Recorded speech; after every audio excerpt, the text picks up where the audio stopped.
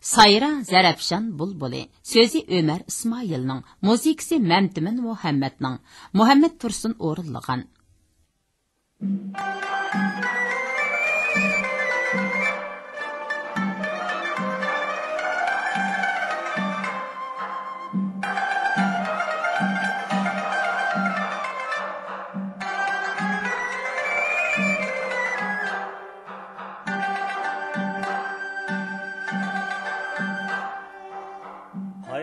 Çeliştin doldulu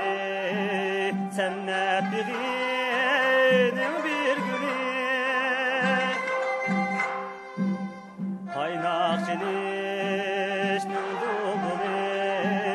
cennet birinin bir günü Damlaydiken halkım seni sayra zerep şan Damlaydiken halkım seni sayra zerep şan bulbuli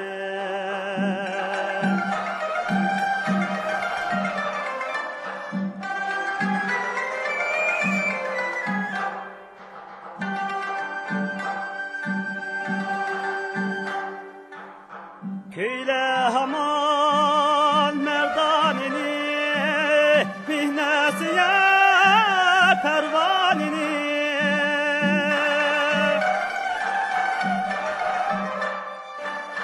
çekip yürekler tarine sayra zirep şan bulbuli çekip yürekler tarine sayra zirep şan bulbuli çekip yürekler tarine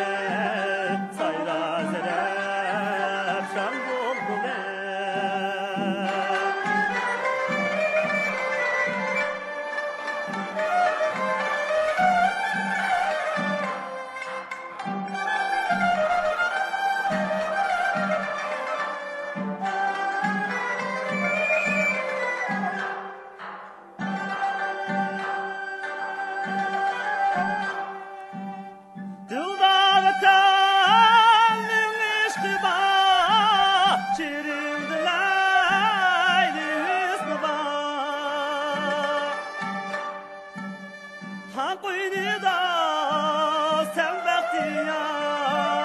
sayra zerep şan bulbuli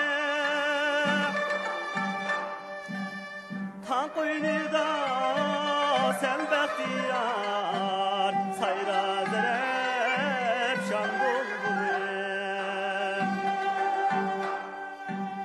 Tan koynida sen bahtiyar sayra